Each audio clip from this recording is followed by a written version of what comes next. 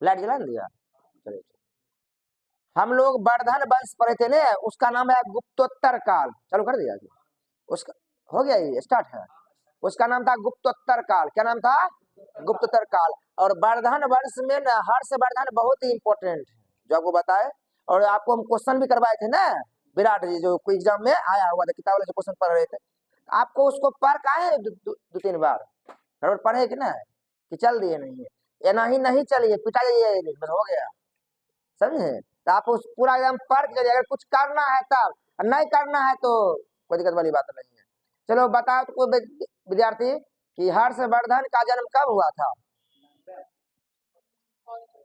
590। और गद्दी पर कब बैठा? 606। और उसकी मृत्यु कब हुई? 645 में ना। बाण भट्ट किसके दरबार में रहता था? हर्षवर्धन में। हर्षवर्धन ने कौन सी उपाधि धारण की? शिलादित्य की। शिलादित्य किसको बोलते हैं? हर्षवर्धन को बोलते हैं।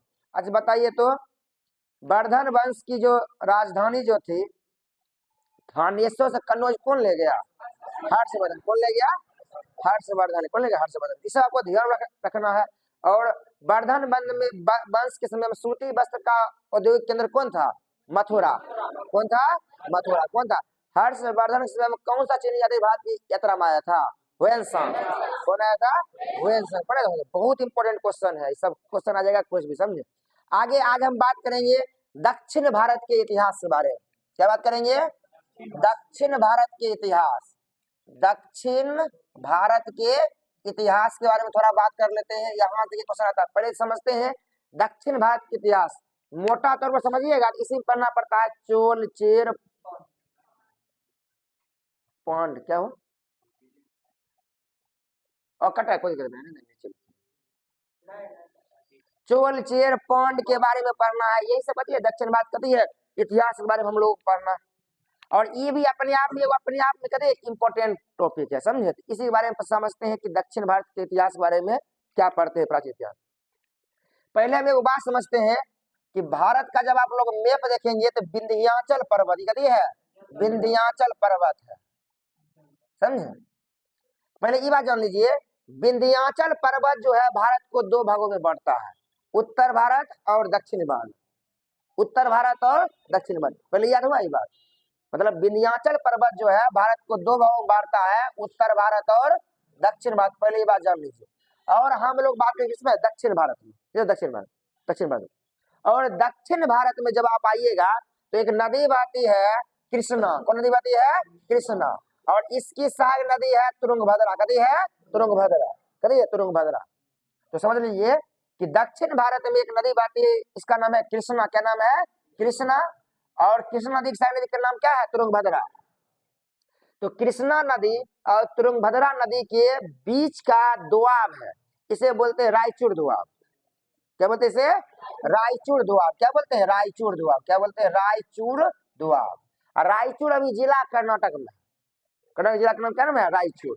रायचूर कभी अभी भी कहती है जिला है रायचूर। आपको नहीं पता, सुन लीजिए। पहले जो है ना रायचूर से हम्पी पड़ता था, तो बाद में रायचूर से अलग क्या हुआ, हम्पी को अलग क्या जिले बना दिया है, समझिए। हमको ध्यान में नहीं है, लेकिन रायचूर में पढ़ा था कि बेल्लारी में पढ़ा था, ये दोनों रायचूर में पड़ता है। रायचूर में पहले हम्पी पड़ता था, लेकिन बाद दिनों में क्या हुआ, हम्पी को खुद एक जिला बना दिया गया। तभी हम्पी अपने करी है जिला, लेकिन पहले क्या था? रायचूर था पहले। याद हुआ ये बात कि दक्षिण भारत कैसे हुआ? विंध्याचल पर्वत के नीचे के भारत को बोलते हैं दक्षिण भारत। और दक्षिण भारत के भी नीचे में क्या है? एक कृष्णा नदी है और उसकी सहायक नदी तुंगभद्रा नदी। कृष्णा और तुंगभद्रा के बीच के दोआब को बोलते हैं रायचूर दोआब। क्या बोलते हैं? रायचूर दोआब। और रायचूर दोआब जो है दक्षिण भारत को दो भागों में बांटता है। मतलब पहले सुन लीजिए, विंध्याचल पर्वत जो है भारत को दो भागों में बांटता है, उत्तर भारत और दक्षिण भारत। और रायचूर दोआब जो है दक्षिण भारत को दो भागों में बांटता है, दक्षिण भारत को दो भागों में बांटता है। रायचूर दोआब के उत्तर में और विंध्याचल पर्वत के नीचे के क्षेत्र को बोलते हैं दक्कन का क्षेत्र। क्या बोलते हैं? दक्कन। क्या बोलते हैं? दक्कन का क्षेत्र बोलते हैं। और रायचूर दोआब के जो नीचे पड़ता है इसे हम लोग बोलते हैं तमिलकम प्रदेश। क्या बोलते हैं? तमिलकम प्रदेश।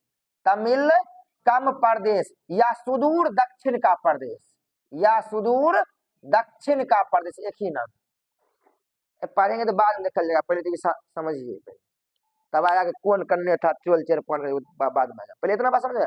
फिर समझिए, विंध्याचल पर्वत जो है भारत को दो भागों में बांटता है, उत्तर भारत और दक्षिण भारत। उसके बाद देखिए, महाराष्ट्र के महाबालेश्वर से निकलती है कृष्णा नदी, और कृष्णा नदी उसके बाद आंध्र प्रदेश होते हुए क्या करते हैं, अपना जल बंगाल की खाड़ी में गिरा जाती है। और कृष्णा की नदी क्या नाम है, तुंगभद्रा। तो कृष्णा और तुंगभद्रा के बीच के दुआ को बोलते हैं रायचूर दुआ। और रायचूर दुआब जो है दक्षिण भारत को दो भागों में बांटता है। रायचूर दुआब जो है दक्षिण भारत को दो भागों में बांटता है, और रायचूर दुआब के उत्तर में और विंध्याचल पर्वत के दक्षिण के प्रदेश को बोलते हैं दक्कन का प्रदेश, और रायचूर दुआब के दक्षिण के प्रदेश को बोलते हैं, नीचे जो आता है उसे हम लोग बोलते हैं तमिलकम प्रदेश या सुदूर दक्षिण का प्रदेश, सुदूर दक्षिण का प्रदेश। इस तमिलकम प्रदेश या सुदूर दक्षिण का जो प्रदेश है, यहाँ पर विभिन्न राजवंशों ने शासन किया, जैसे चोल राजवंश, चेर राजवंश, पांड्य राजवंश, पल्लव राजवंश। मतलब इसके नीचे में ई सब राजवंश थे। कौन थे? चोल। कौन थे? चोल थे, चेर थे, पांड्य। कौन थे? पांड्य थे, और पल्लव। कौन थे? पल्लव। देखिए फिर बोलते ये पल्लव है, ये ऊपर थे पहलव, वो जो पार्थिव जिसको बोलते थे, गोंडो फर्निस वाला। तख्ते बही अभिलेख, मिथ्रेडेटस प्रथम जिसके संस्थापक थे, वो अलग था। वो था कि प्राचीन काल में विदेशी आक्रमण, हिंद यवन न, उसके बारे में पढ़ते बाद पढ़ते थे कि पार्थिव, पार्थिव या पहलव, और पार्थिव या पहलव वंश संस्थापक मिथ्रेडेटस प्रथम। और उसके अंदर में कौन थे? गोंडो फर्निस। और गोंडो फर्निस की जानकारी में तख्ते बही अभिलेख से मिलते, तख्ते बही अभिलेख खरोष्टी लिपि में लिखी गई है, वो अफगानिस्तान में। इस साल एनटीपीसी क्वेश्चन था कि तख्ते बही अभिलेख से किसके बारे में जानकारी मिलती है? गोंडो फर्निस के बारे में। खरोष्टी लिपि जो है दाएं से बाएं लिखी जाती है, परीक्षा बार आता है क्वेश्चन। खरोष्टी लिपि दाएं से बाएं ओर लिखी जाती है। देखिए आज देख रहे थे ये कोनो शिफ्ट में ये भी क्वेश्चन, सरकारी आयोग वाला भी कोनो शिफ्ट में क्वेश्चन आया, दरोगा वाला नहीं आया था कोनो। आज एक बात बताइए, इतना सारा आयोग है, चिल्ला फलना है, लेकिन देखिए कौन आयोग है जो किताब में बेसी है? इना पढ़ने तो कौन आयोग पढ़ लीजिएगा नहीं। अरे लिस्टे है 50 गो आयोग का नाम न, केलकर आयोग ये, लेकिन पढ़ना कौन आयोग है? जो किताब में प्रॉपर है, जो आपको हम पढ़ाते हैं। देखिए तो ये पढ़ने, देखिए आज बताइए इतना पता है केंद्र संबंध सरकारी आयोग क्यों आया? तो बहुत इंपॉर्टेंट है सरकारी आयोग, पूछिए वही सब ज्यादा आता है। पिछले साल क्वेश्चन आया था सरकारी आयोग, अबरी आया सरकारी आयोग। कोनो शिफ्ट में था क्वेश्चन, कहाँ था नहीं था पता नहीं, लेकिन कहीं था। हाँ था, तुमने बनाइए दी होगी। हाँ सरकारिया आयोग, केंद्र शासन। तो चोल, चेर, पांड्य और पल्लव, ये सब वंश जो कहाँ है? तमिलकम प्रदेश या सुदूर दक्षिण के प्रदेश में शासन किया। इसके अलावा देखिए चालुक्य वंश। कौन वंश? चालुक्य वंश। समझे? चालुक्य वंश हो गए। सातवाहन वंश कौन हो गए? सातवाहन वंश हो गए। समझे? ये जो वंश है चालुक्य वंश, सातवाहन वंश, ये सब वंश कहाँ मिलेंगे आपको? दक्कन के क्षेत्र में मिलेंगे। कहाँ मिलेंगे? दक्कन के क्षेत्र में मिलेंगे। आपको यही सब वंश के बारे में पढ़ना, यही कहते हैं दक्षिण भारत का इतिहास। पहले इतना बुझना है। कोई अगर पूछे दक्षिण भारत के इतिहास में क्या पढ़ना, आप समझ पढ़ना क्या? यही सब पढ़ना, मतलब आपको चोल के बारे में पढ़ना है, चेर के बारे में पढ़ना है, पांड्य के बारे में पढ़ना है, पल्लव के बारे में पढ़ना है, चालुक्य के बारे में, और सातवाहन के बारे में इससे पहले आपको हम पढ़ा दिए। आपको नहीं पढ़े तो पढ़ाएंगे सुबह। समराम नहीं पढ़े थे हैं? वशिष्ठी पुत्र पुलुमापीर के बारे में, तो सातवाहन वंश जो था उस समय जाया था। शुंग वंश, कर्ण वंश और सातवाहन वंश को आंध्र सातवाहन वंश बोलते हैं। तो ये आपको चालुक्य वंश, इस सब वंश के बारे में पढ़ना है। और दूसरी बात, इस सब वंशों में से सबसे प्राचीन जो वंश है ना, उसको बोलते हैं संगम वंश। और संगम वंश, तीनों वंश को बोलते हैं संगम वंश। तीनों वंश क्या बोलते हैं? संगम वंश। कहने का मतलब इतना सारा तो वंश तो है, इस सब वंश में पढ़ना पड़ता ही है, समझे? लेकिन इस सब में से सबसे प्राचीन कौन है? चोल वंश, चेर वंश और पांड्य वंश। और चोल, चेर, पांड्य को क्या बोलते हैं? संगम। क्या बोलते हैं? संगम वंश बोलते हैं। तो अपना पहले पढ़ना है संगम वंश पढ़ना, समझे? और तब जा इसके बारे में पढ़ना। इतना बात समझ आ गया हम लोगों को? संगम वंश ये समझ गए? फिर से बता रहे हैं आपको दक्षिण भारत का इतिहास। दक्षिण भारत को दो भागों में बांटा गया है, सॉरी उत्तर विंध्याचल पर्वत जो है भारत को दो भागों में बांटता है, उत्तर भारत और दक्षिण भारत। और विंध्याचल पर्वत से नीचे कृष्णा और रायचूर दोआब के बीच के दोआब को कृष्णा और तुरंगभद्रा नदी के बीच के दोआब को बोलते हैं रायचूर दोआब। और इस दोआब के उत्तर में दक्कन का क्षेत्र, इस दोआब के दक्षिण में सुदूर दक्षिण का क्षेत्र या तमिलकम प्रदेश बोलते हैं।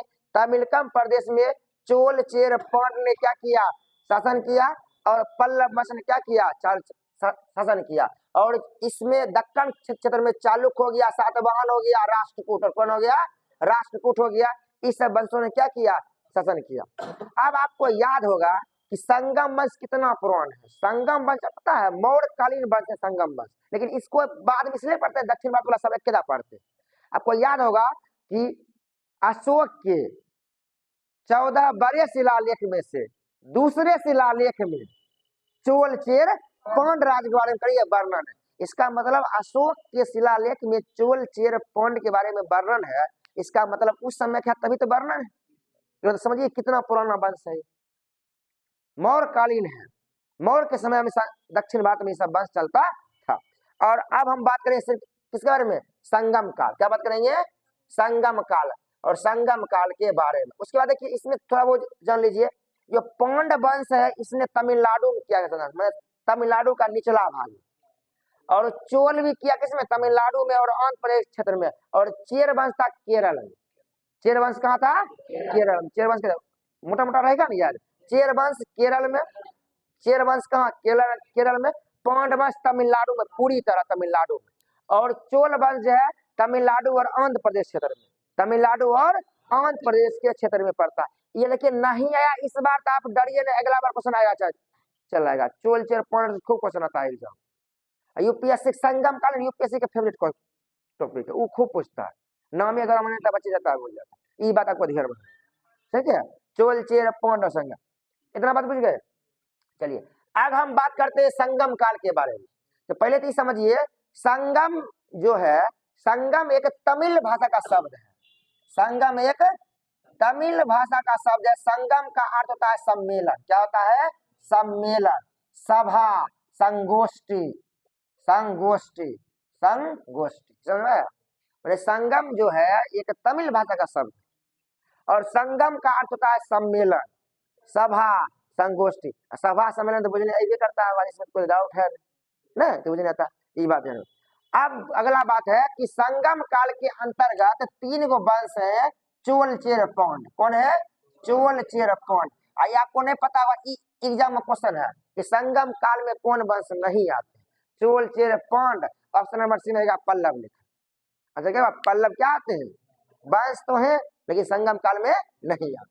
फिर 3 के अलावा कोई और एक और नंबर क्या रहेगा, लिखा रहेगा, तो डाउट नहीं, पहला क्वेश्चन यही आएगा। इनमें से कौन से वंश संगम काल के अंतर्गत नहीं आते, या संगम काल के अंतर्गत कौन से वंश आते हैं, चोल चेर पांड पल्लव। तब रहेगा 1 2 3 सही है, 2 3 4 सही है ना, समझे, 1 3 4 सही है, तब 1 2 3 सही, शुरू वाला 3 क्या हो जाए। अब समझते हैं कि संगम काल के बारे में जानकारी हमें संगम साहित्य से मिलती है। संगम काल की जानकारी हमें संगम साहित्य से मिलती है, संगम साहित्य से मिलती है, मतलब संगम साहित्य। और संगम साहित्य की रचना संगम सम्मेलन के समय हुई, या सम्मेलन के समय हुई, सम्मेलन। और सब मिला के हमारे इतिहास में 3 प्रकार के संगम का आयोजन किया गया, 3 प्रकार के संगम का आयोजन किया, याद रहेगा। 3 प्रकार संगम का, मतलब कहने मतलब वह संगम काल के बारे में जानकारी, मतलब चोल चेर पांड के बारे में जानकारी हमें संगम साहित्य से मिलती है। और संगम साहित्य कहाँ कब लिखा गया, जब सम्मेलन हुआ। और कितना सम्मेलन हुआ, 3 सम्मेलन। कब हुआ, 3 सम्मेलन, प्रथम संगम सम्मेलन, द्वितीय संगम सम्मेलन और तृतीय संगम सम्मेलन। प्रथम संगम सम्मेलन जो है इसका आयोजन हुआ मदुरई। कहाँ हुआ, मदुरई। कहाँ हुआ, मदुरई। मदुरई में हुआ प्रथम संगम सम्मेलन का आयोजन किया गया। और अगस्त ऋषि या ऋषि अगस्त ने इसकी क्या किया, अध्यक्षता की, किसकी, प्रथम संगम सम्मेलन की। प्रथम संगम सम्मेलन का आयोजन तमिलनाडु के मदुरई शहर में किया गया। और इसकी अध्यक्षता ऋषि अगस्त के द्वारा की गई। लेकिन प्रथम संगम सम्मेलन के दौरान मदुरई शहर जलमग्न हो गया और मदुरई शहर में एक भारी बाढ़ आ गई, जिस कारण जितना भी इसमें साहित्य की रचना के सभी साहित्य बह गया। मोबाइल तो था, फोटो लेंगे खींच, मतलब बह गया। इससे यह स्पष्ट हो गई प्रथम संगम सम्मेलन में एक भी पुस्तक की जानकारी नहीं मिलती, मतलब एक भी साहित्य हमें प्रथम संगम साहित्य से नहीं प्राप्त है, क्योंकि वर्षा कारण बाढ़ आ गया, सब क्या हो गया, बह गया, खत्म। लेकिन आपको याद रखना है कहाँ हुआ, मदुरई शहर में हुआ। इसकी स्थापना ऋषि अगस्त ने की। पहले आप जान लीजिए, ऋषि अगस्त बनारस के रहने वाले, अभी बता रहे थे, ऋषि अगस्त जो थे बनारस के रहने वाले थे, लेकिन बाद दिनों में कहाँ चले गए, दक्षिण भारत चले गए। कहाँ चले गए, दक्षिण भारत। और संगम साहित्य का जनक कहा जाता है इनको, क्या कहता है, संगम साहित्य का जनक कहा जाता है। और दक्षिण भारत में वैदिक सभ्यता का प्रचारण, समझे, वैदिक सभ्यता या वैदिक काल के दौरान जो होता है, समझे, वैदिक सभ्यता का प्रचलन करने का श्रेय किसे दिया जाता है, ऋषि अगस्त को जाता है। कहाँ, साउथ इंडिया, कहाँ, साउथ इंडिया। कितना याद हुआ वैदिक काल के बारे में, आर्य काल के बारे में। वैदिक मैंने आर्य काल, आर्यों का आगे बढ़ो, वैदिक काल, वैदिक काल के बारे में जानता कितना आया। ऋषि अगस्त कहाँ रहने वाले थे, बनारस के। ये कहाँ चले गए, दक्षिण भारत चले गए। और दक्षिण भारत में संगम साहित्य का जनक किसे कहता है, ऋषि अगस्त कहा जाता है। और ये वैदिक साउथ इंडिया में वैदिक काल का प्रचार प्रसार किया। मदुरई, देखिए मदुरई, मदुरई के बारे में पहले जान लीजिए। मदुरई बड़ी फेमस जगह, पहले नंबर जान लीजिए। पहले क्वेश्चन आपके परीक्षा में यही है, मदुरई है कहाँ, तो तमिलनाडु। कहाँ है, तमिलनाडु। और जब क्वेश्चन के भी आएगा ना, भारत के 4 प्रमुख तीर्थ नगरों के नाम लेकर मदुरई का नाम आता है। सांस्कृतिक नगर का नाम लेकर मदुरई का नाम आता है। मदुरई, मदुरई जो है वैगई नदी तट पे बसा हुआ है, परिचय होता है क्वेश्चन, वैगई नदी किनारे बसा हुआ। और मदुरई जो है अपने मीनाक्षी मंदिर के लिए बहुत अधिक फेमस है। मदुरई जो है मीनाक्षी मंदिर के लिए बहुत फेमस है।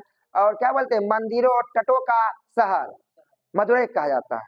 मंदिरों और तटों का शहर किसे कहा जाता है, मदुरई का कहता है। अनेक शब्द मेरे वो लूसेंट किताब रहता है, वहाँ लिखा रहता है ये सब महलों का, हाँ महलों का शहर कहता है, उसी समय लिखा रहेगा, ये रहेगा न, मंदिरों और तटों का शहर मदुरई। मदुरई में वगैरह आगे आपको बताएंगे, नेडू जलिया के बारे में, उसमें किस्सा बताएंगे मदुरई के बारे में। पहले फिलहाल इतने बात है, आगे आगे बढ़ते हैं, समझे। द्वितीय संगम साहित्य की रचना हुआ था कपाटपुरम में। कपाटपुरम, ये कपाटपुरम भी तमिलनाडु है। कपाटपुरम भी कहाँ है, तमिलनाडु में ही कभी है, तमिलनाडु में ही कभी है कपाटपुरम। कपाटपुरम कोई नया अथी नहीं। और कपाटपुरम में, और द्वितीय संगम साहित्य का भी अध्यक्ष कौन थे, ऋषि अगस्त। कौन थे, ऋषि अगस्त थे। लेकिन बीच में ही ऋषि अगस्त क्या होगी, मृत्यु हो जाती है। ऋषि अगस्त क्या होती है, मृत्यु हो जाती है। तब इसके अध्यक्ष बनते हैं शिल्पाधिकारी।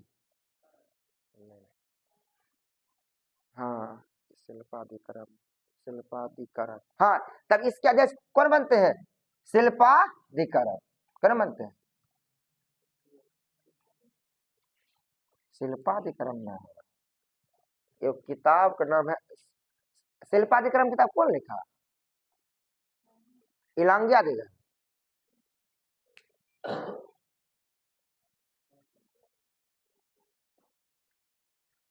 तो सुनिए, कपाटपुरम में इसकी क्या हुई, द्वितीय संगम साहित्य की रचना हुई। इसके भी अध्यक्ष कौन थे, ऋषि अगस्त थे। ऋषि अगस्त थे। और ऋषि अगस्त क्या हो गए, बीच में क्या होगी, मृत्यु हो गई। क्या हो गई, बीच में क्या होगी, मृत्यु हो गई। और इनकी मृत्यु होने के बाद, समझे, वो शिल्पाधिक्रम इलांगी आदिगर लिखा, यहाँ शिल्पाधिक्रम नहीं होगा। एक किताब नाम है, वो जो तमिल व्याकरण किसको कहा जाता है, किताब क्या, अच्छा बाद में बता रहे। चलिए पहले आते हैं तीसरा पर, समझे, क्या नाम, चलिए तृतीय, सुनिए छोड़िए, अच्छा चलेगा। तृतीय संगम साहित्य की रचना है उत्तरी मदुरई में। कहाँ हुआ, उत्तरी मदुरई। कहाँ हुआ, उत्तरी मदुरई शहर। उत्तरी मदुरई शहर में तृतीय संगम साहित्य क्या हुई, रचना हुई, तृतीय क्या रचना हुई। और इसके अध्यक्ष थे नक्कीकर। इसके अध्यक्ष कौन थे, नक्कीकर। कौन थे, नक्कीकर। कौन थे, नक्कीकर। कौन थे, नक्कीकर। कौन थे, नक्कीकर। याद रहे कौन थे, नक्कीकर। याद हुआ, पहले पहले देखिए, प्रथम संगम सम्मेलन मदुरई में किया गया। इसके अध्यक्ष कौन थे, ऋषि अगस्त। कौन थे, ऋषि अगस्त थे, और ये बनारस के रहने वाले थे, और संगम साहित्य के जनक कहे जाते हैं, और ये वैदिक काल को साउथ इंडिया में फैलाए। दूसरा कहाँ हुआ, कपाटपुरम में हुआ। कपाटपुरम भी कहाँ है, साउथ इंडिया में। कहाँ है, साउथ इंडिया में ही है। और इसके तक किसने किए, ऋषि अगस्त। कौन किए, ऋषि अगस्त। और तृतीय जो संगम साहित्य थे, इसकी रचना कैसे, उत्तरी मदुरई में। कहाँ हुआ, उत्तरी मदुरई में हुआ। इसके अध्यक्ष कौन थे, नक्कीकर। कौन थे, नक्कीकर। कौन थे, नक्कीकर। पहले आपको तीनों इस संगम साहित्य के नाम याद रखना पड़ेगा। कौन थे, नक्कीकर। कौन थे, नक्कीकर। कौन थे, नक्कीकर। आगे अब बढ़ते हैं, आप देखिए संगम काल के बारे में जानकारी संगम साहित्य से तो मिलती ही है। इसके अलावा संगम साहित्य के अलावा उस समय में बहुत सारे किताबों की रचना की गई, पुस्तक की रचना की गई। ठीक है, उस किताब से भी हमें के संगम काल के बारे में जानकारी मिलती है। इस किताब में दो तीन किताब का नाम आपके परिचय के लिए बहुत जरूरी है। एक किताब नाम है शिल्पाधिकरम। क्या नाम है, शिल्पाधिकरम। शिल्पाधिकरम। शिल्पाधिकरम किताब एग्जाम के लिए बहुत फेमस है। इससे हमें चोल चेर पौंड के बारे में जानकारी मिलती है। और शिल्पाधिकरम की रचना इलांगे आदिगल के द्वारा किया गया। इलांगे, क्वेश्चन आता है, इलांगे आदिगल के द्वारा शिल्पाधिकरम की रचना की है। और इलांगे आदिगल जो थे, चेर वंश के शासक सेन गुटवन के भाई थे। जो इलांगे आदिगल थे ना, सेन गुटवन, क्या नाम था, सेन गुटवन क्या थे, भाई थे। कौन थे, सेन गुटवन क्या थे, भाई थे। तो पहले तो क्वेश्चन आता है, शिल्पाधिकरम की रचना किसने की, इलांगे आदिगल ने किया।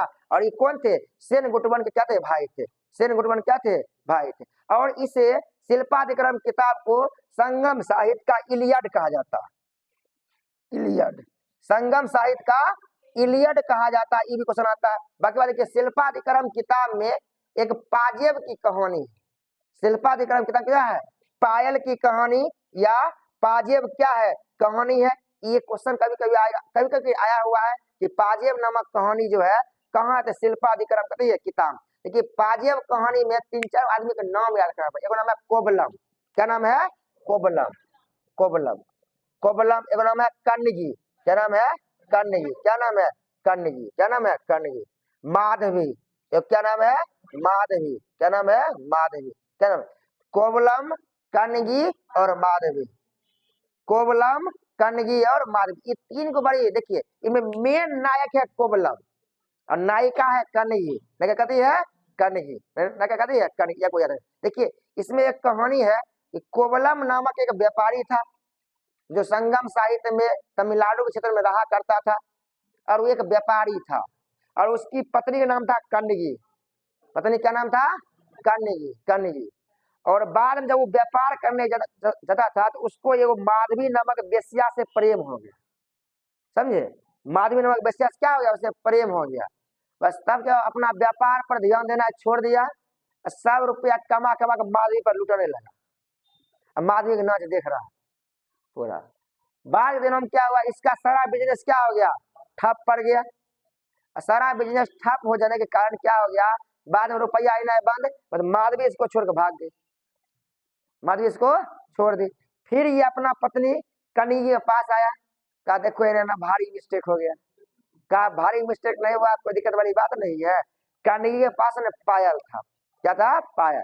कन्नगी क्या की, पायल लेके दे दी किसको, कोबलम, अपने पति को। बोले कि आप जाइए और कब यहाँ तमिलनाडु के क्षेत्र में मदुरई में जाके व्यापार करिए, पायल को बेच के और उसको रुपया पे लेके व्यापार करना शुरू किया।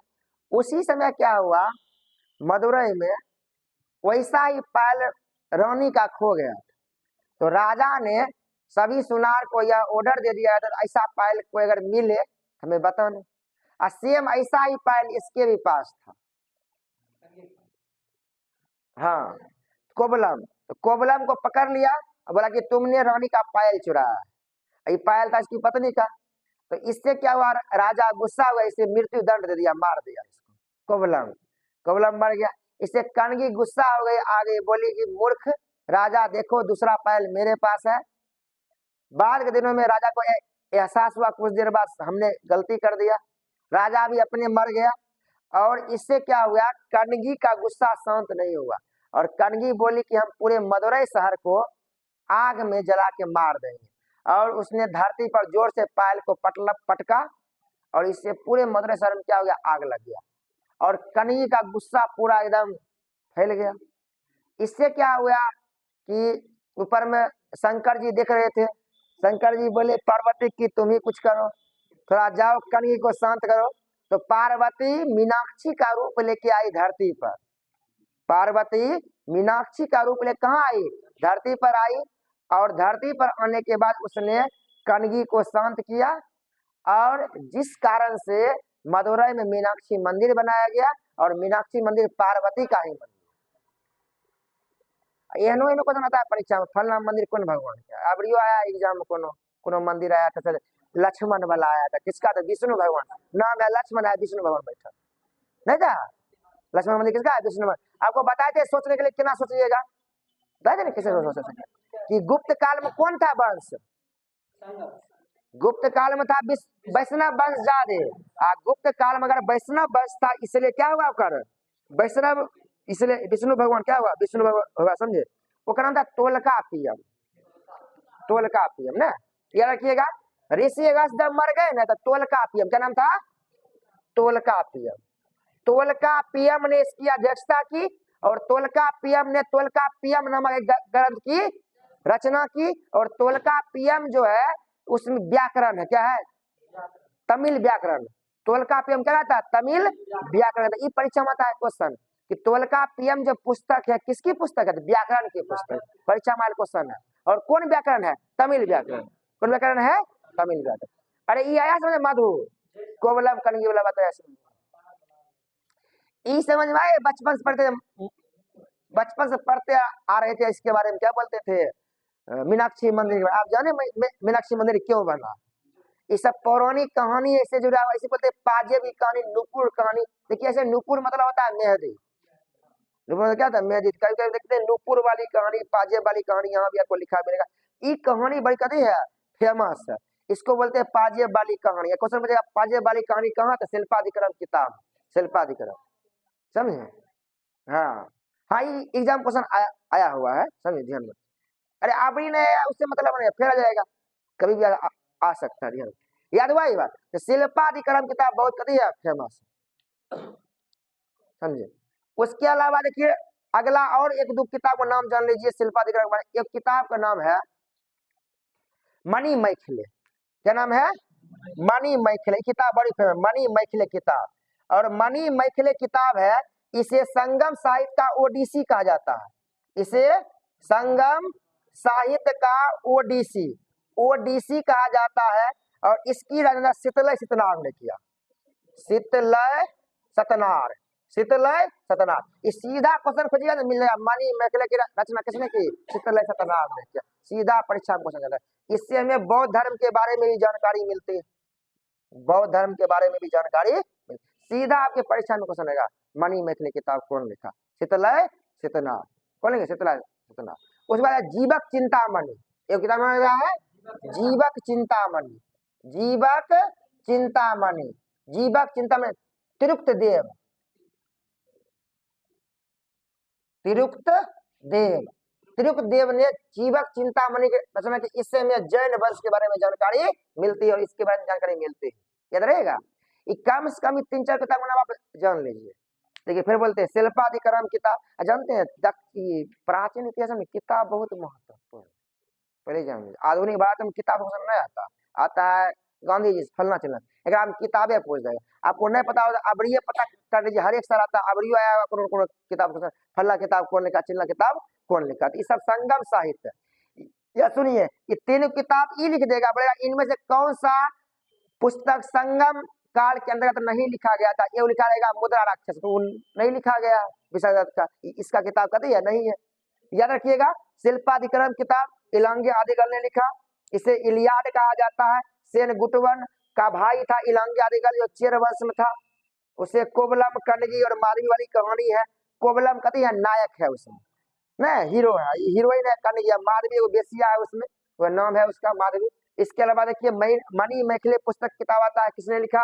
संगम साहित्य का ओडिसी कहा जाता है, चित्रलय सत्यनारायण के द्वारा लिखा गया। ये इससे बौद्ध धर्म के, उसके बाद जीवक चिंतामणि किताब, समझे ना। इसके अलावा देखिए एक और याद रखिए, संत कवि तिरुवल्लुवर, संत कवि तिरुवल्लुवर ने तिरुकुरल की रचना की। क्वेश्चन पूछेगा तिरुकुरल की रचना किसने की? तिरुकुरल, तिरुकुरल, तिरुकुरल की रचना किसने की? तिरुवल्लुवर ने। किसने कहा? तिरुवल्लुवर। ये क्वेश्चन आता है। तिरुकुरल की रचना तिरुवल्लुवर। मतलब ये जितना भी किताब बताए, इस सब किताब से हमें किसके बारे में जानकारी मिलती है? संगम साहित्य के बारे में जानकारी मिलती है। अब अपना पढ़ना है चोल चेर पांड्य के बारे में, समझे। उसमें चोल के बारे में पहले चेर के बारे में, पहले इसको लिखते हैं तब इसको पढ़ना है। क्या है? शुरू करेंगे, इसको ओवर कर लीजिए।